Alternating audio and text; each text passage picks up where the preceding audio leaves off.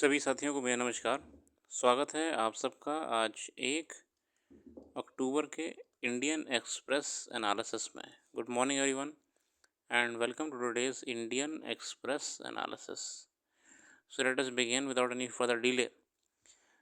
पहले पेज पे हमारे सामने खबर है जो कि बहुत पहले भी कई बार आई है।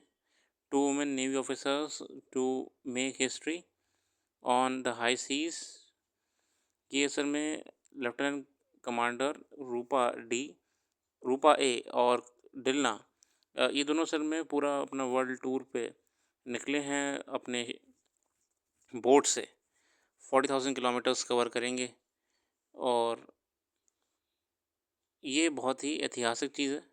पहले भी मैं इस पर कई बार बात कर चुका हूँ, तो मैं इस पर कवर रिपीट नहीं करूँगा। पुरानी वीडियोस में जिक्र करा है हमने। Survey manufacturing industries job growth 12-year high in financial 23। Employment growth in manufacturing 7.5% आपका 22-23 तक आपका पहुंच गया था। The annual survey of industries for 22-23 release by MOSPI Monday showed that total number of employees in manufacturing industries increased by 7.5% to 1.84 crores। आगे चलेंगे, जानेंगे और क्या है इसमें बात। और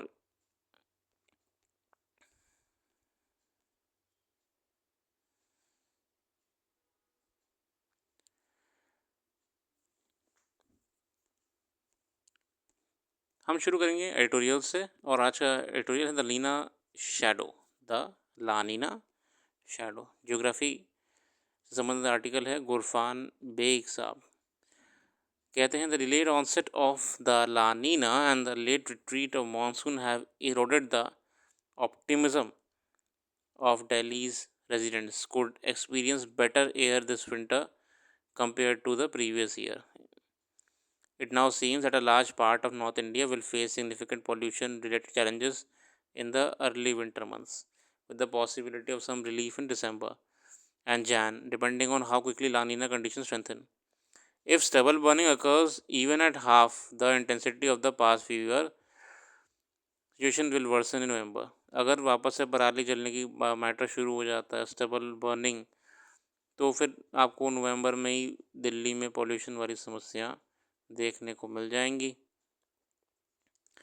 Recent research by scientists at National Institute of Advanced Science (NIAS) has underlined the links between climate change, La Nina, and air quality. Describe the impact of these factors on air quality in India during the winter of 2023, when Delhi experienced its best year in a decade. The predictions by meteorologists around the globe of onset of La Nina before the onset of monsoon over large parts of India had offered great relief, जो कि एक अच्छा उम्मीद करा जा रहा है कि ला नीना पहले आ जाए तो आपका मज़ा आ जाएगा। The phenomena is typically linked to stronger monsoons in India. Despite this late onset, the country has experienced good rainfall. However, the uncertainty over the arrival of La Nina has added to the precarity of the winter air. मगर अब लानीना भी देर से पहुंच रहा आ रहा है, तो भैया ये थोड़ा सा विंटर को लेके अब एक डाउट सा हो रहा है कई बातों को लेके। Gone are the days when air pollution used to be only a local emission centric and a region specific problem. In an era of rapidly changing climate, researchers need to shift from emission centric approach to one that focuses on large meteorological and climatological processes and maps the air sheds. This is especially so in the context of Delhi's air quality. और सही बात है, पहले कहाँ pollution आप देखते थे कि कुछ पर्टिकुलर क्षेत्र में ही पाया जाता था या सीमित होता था, लेकिन अब आपका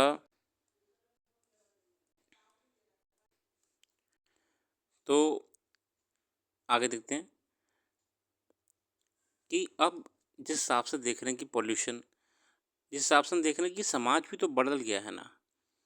प्रोडक्शन बढ़ चुका है, उत्पादन बढ़ चुका है, खेती किसानी बढ़ चुकी है, तो ये आपकी एक क्षेत्र में सीमित नहीं रह गया है। अगर दिक्कत कोई एक जगह पे आती है तो उसका असर बड़े क्षेत्र पे देखने को मिल जाता है। The influence of large scale atmospheric circulation जैसे एनसो, जो कि ऑलरेडी जो ज्योग्राफिकल फिनोमिनाज हैं, एल लानीना है, एनसो है और आपका इंडियन ओशन डायपोल है, ये तो कंट्रीब्यूट करते ही करते हैं, मगर अब इसके अलावा मैन मेड फैक्टर्स भी बहुत सारे कंट्रीब्यूट करना शुरू कर दिए हैं geographical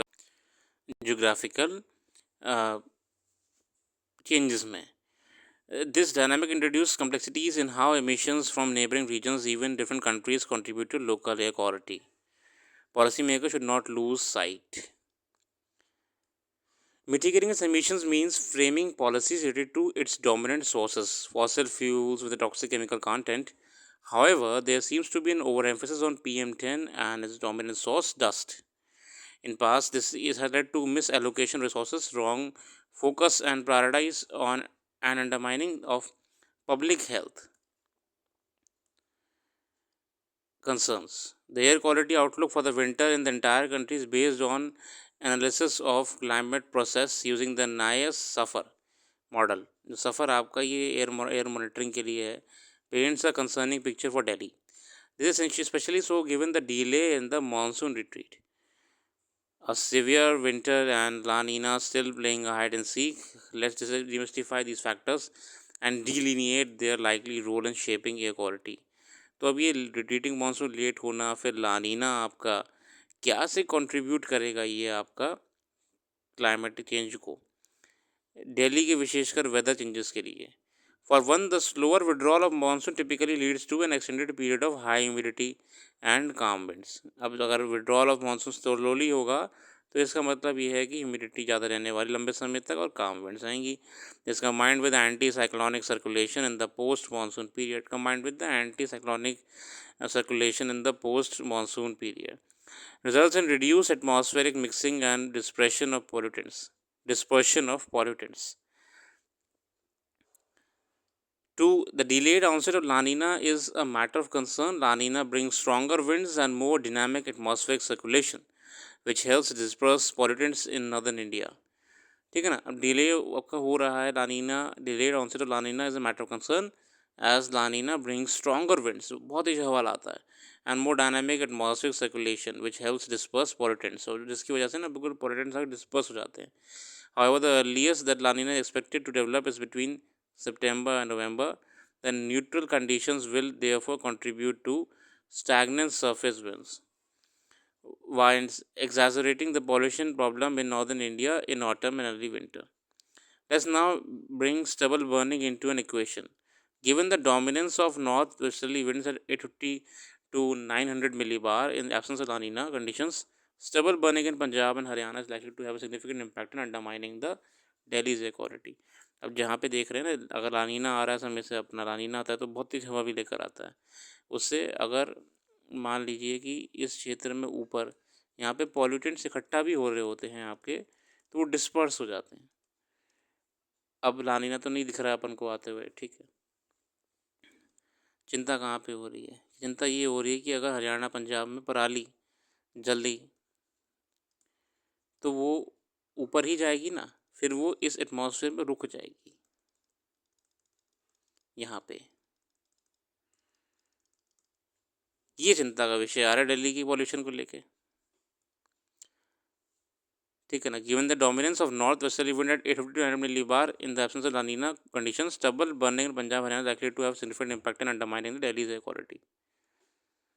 What if the onset of La Nina is in December, January? In other words, what if the WMO prediction at 50% chance for La Nina by December holds good?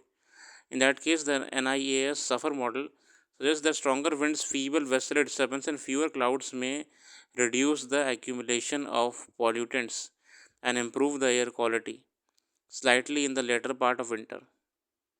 However, La Nina could also bring a longer and more severe winter. अब ठंडी बहुत तगड़ी पड़ने वाली है. This will contribute to lowering of inversion layer. यहाँ पे temperature inversion की बात हो रही है. The part of atmosphere that traps pollutants and limit vertical mixing. This could restrict the benefit from the stronger winds. In other words, though air quality might improve relative to early winter, the situation will remain problematic in Delhi and parts of North India. Concern तो रहने वाला है इस बार. वैसे भी हम देख रहे हैं कि 8% ज़्यादा बारिश हुई है, ठीक है. बारिश भी हुई है तो बहुत ज़रूरत से ज़्यादा हुई है. Extreme weather events are a challenge to the weather conditions as well. अगला आर्टिकल है ढाका आउटरीच को लेके. इससे पहले ये पहला आर्टिकल पॉलिटिक्स में नेपोटिज्म को लेके, तो मुझे लगा नहीं मैं पढ़ूँ, इससे आप रहने दीजिए. Dhaka outreach, Mohammad Yunus US visit shows his government has vast goodwill Delhi must navigate change realities. अब जैसे कि हमेशा कहा जा रहा था कि मोहम्मद यूनुस और कोई नहीं है, यूएस के एक स्टेट एक्टर हैं। यूएस ने उनको प्लांट करा है, यूएस ने उनको बड़ा चढ़ा के मतलब बांग्लादेश की कई पॉलिसीज़ में अपना इन्फ्लुएंस करने के लिए लाए हैं। तो Mohammad Yunus, Nobel laureate and head of the interim government of Bangladesh, has successfully diplomatic outing in the US. Apart from speaking at the UN General Assembly, he held an impressive number of meetings including the US President Joe Biden, bill Clinton और तमाम लोगों से मिले, खुल के पूरा support दे रहे हैं। और उन छात्रों को भी ले गए थे जिन्होंने आंदोलन करा था। Delhi must read the tea leaves after Yunus visit and it must deal in a mature and practical manner with a new reality। अब दिल्ली के लिए चिंता का विषय तो है ही भारत के लिए अब ये। The overtures to Pakistan seem to confirm that Jamaat-e-Islami may now be more central to Bangladesh government. This confirmation of Delhi's fears, अब दिल्ली की चिंता बढ़ रही है, however, does not change the reality of the ground. The fact remains that the interim government seems to have popular political legitimacy, and Delhi will not have a veto over Dhaka's ties with Islamabad.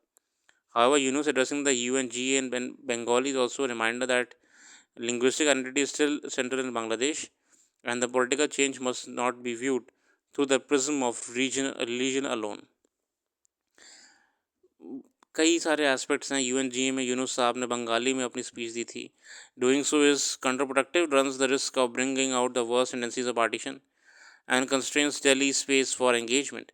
Statements made in the heat of political campaigns by ruling party politicians in India, which invited protests from Dhaka, can have consequences in connected world.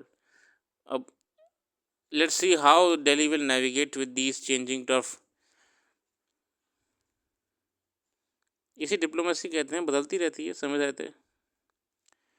अगला article यहाँ पे है, astronauts welcome space x capsule bring them home. अभी जो अभी हमारी Sunita Williams, NASA की scientist astronaut, और बूर विलमोर फंसे हुए थे इंटरनेशनल स्पेस स्टेशन पे, उनको वापस लाने के लिए स्पेस एक्स ने अपना कैप्सूल भेजा है, स्पेस क्राफ्ट भेजा है, जिससे वो लौट के आएंगे। इससे ये भी पता लगता है कि कैसे आपका प्राइवेट स्पेस एजेंसीज़ का बोलबाला है यूएस स्पेस टेक्नोलॉजीज़ में। बूच विलमोर और Sunita Williams will return next year. Dragon capsule docked in darkness as the two craft soared 265 miles above Botswana। और अभी अगर आप देखें ना कि कहाँ पे उड़ रहे हैं, ये हमारे बोट्सवाना के ऊपर अभी दिख जाएंगे आपको, इंटरनेशनल स्पेस स्टेशन आपका उड़ता हुआ। तो फिलहाल ये आपका पहुँच चुका है स्पेस क्राफ्ट का कैप्सूल, और जो भी शेड्यूलिंग है उनकी उस हिसाब से वो लौट आएंगे। जो पहले इनका बोइंग स्टार लाइनर था उसमें हीलियम लीकेज की कंप्लेंट आई थी, इसीलिए सुनीता विलियम्स को बहुत पहले ही भारत बोल रहा हूँ, समझ चाहता हूँ मैं, नासा आ जाना था, वापस से यूएस में लौटना था धरती पर, वो उनका डिपार्चर कैंसिल कर दिया गया था because NASA was not allowing to risk lives of astronauts. हालांकि जब उस बोइंग स्टार लाइनर को वापस बुलाया गया तो उसमें कोई समस्या ऐसी आई नहीं, वो अपना ईमानदारी से बिना किसी दिक्कत के लैंड हो गया। तो अब फिलहाल छोटे से अभियान के लिए गए थे, लंबे समय तक स्पेस में ही फंस गए। It's all part of life. इसी के साथ एक आखिरी खबर, क्रिस क्रिस्टोफरसन, बहुत ही चर्चित म्यूजिशियन, उनका देहांत हो चुका है 88 ईयर्स की एज पे।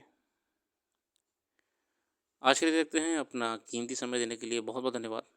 Thanks for giving a precious time and do visit our website. Have a very nice day.